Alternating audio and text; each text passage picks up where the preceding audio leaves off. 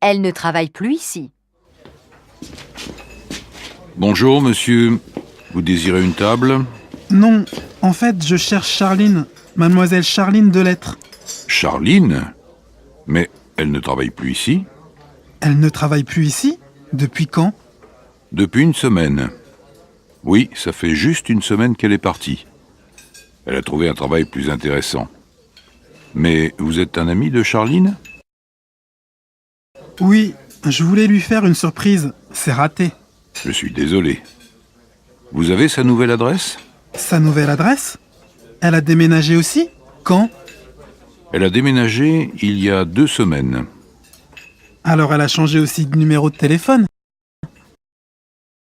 Je ne sais pas. Elle a peut-être un portable? Comment est-ce que je vais faire pour la retrouver? Ce n'est pas difficile. Vous pouvez l'attendre. L'attendre? Mais si elle ne travaille plus ici? Elle ne travaille plus ici, mais elle vient encore ici pour manger pendant sa pause repas. Son bureau est à côté. Si vous voulez vous asseoir, elle ne va pas tarder. Alors d'accord. Surprise! Bonjour tout le monde, ça va? Bonjour Charline. Tiens, voilà ta table. Mais elle est occupée? Il y a quelqu'un? Surprise! Jean-Luc! Ce n'est pas possible!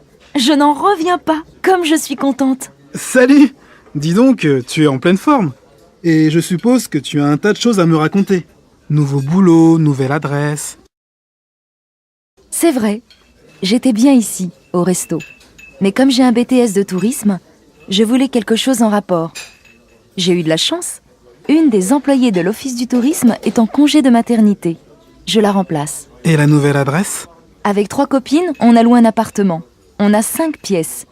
C'est mieux que ma chambre de bonne. Et ce n'est pas plus cher. Et toi, depuis quand tu es à Paris? Depuis 2 jours, je suis arrivé avant-hier et je vais rester une semaine. Tu connais déjà Paris? Non, pas du tout. Et je n'ai jamais visité une ville aussi grande. Je suis un peu perdu. Alors, si tu es d'accord, je vais te guider. Tu m'as trouvé, je ne dois pas te perdre. Alors, qu'est-ce que je vous sers? Vous avez choisi? Une journée à Paris. On monte? Alors, tu la reconnais? Ben oui, quand même, la tour Eiffel. Impressionnant, hein? Tu as envie de monter? Bien sûr, mais comment? À pied? À pied? Pas question. Pourquoi pas? Sinon, on prend l'ascenseur. D'accord pour l'ascenseur. Je n'en peux plus.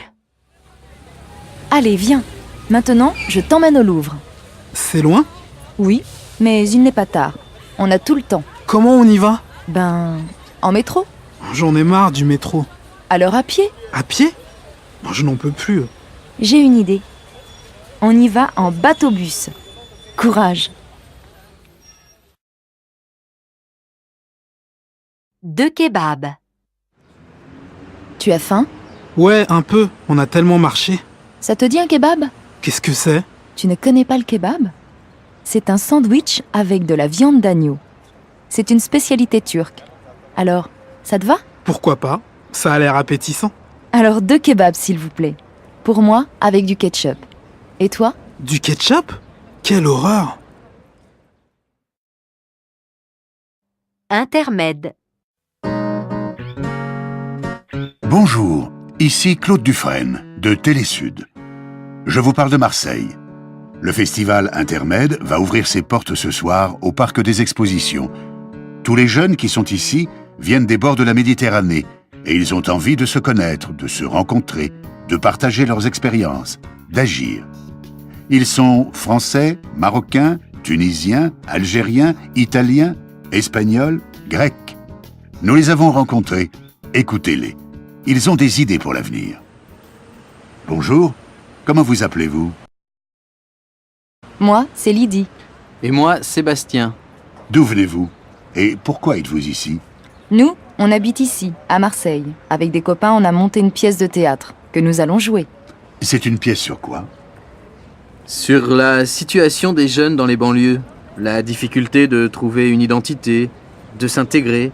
Mais attention, ce n'est pas triste, au contraire, on s'amuse beaucoup. Bonne chance alors. Et vous? Moi, je suis tunisien. Je suis venu surtout pour observer, et puis pour faire la fête. Moi, je m'appelle Valéria. Je suis d'origine sicilienne. Je suis avec ma copine Cindy, qui est maltaise, et Renato, qui est sarde. On est ici pour chanter, pour faire connaître les chants populaires et les instruments de nos îles. Et vous? Moi, c'est Khaled. Je veux m'éclater, mais aussi chercher des partenaires, des sponsors, pour m'aider à réaliser un projet humanitaire dans le pays de mes parents, l'Algérie. Voilà. Merci à tous. Intermède, c'est à Marseille, et ça va durer une semaine jusqu'au 15 juin. Venez nombreux. Rêver les yeux ouverts. Si on gagne, on ira en finale. Et plus tard, on sera les champions du monde. Rêver les yeux ouverts. Si on a du succès, on fera des tournées dans toute l'Europe, et pas seulement. On voyagera, on deviendra célèbre et on sera riche. Rêver les yeux ouverts. Si je trouve des sponsors, je vendrai en France des produits de l'artisanat algérien. J'aiderai les habitants du village de mon père.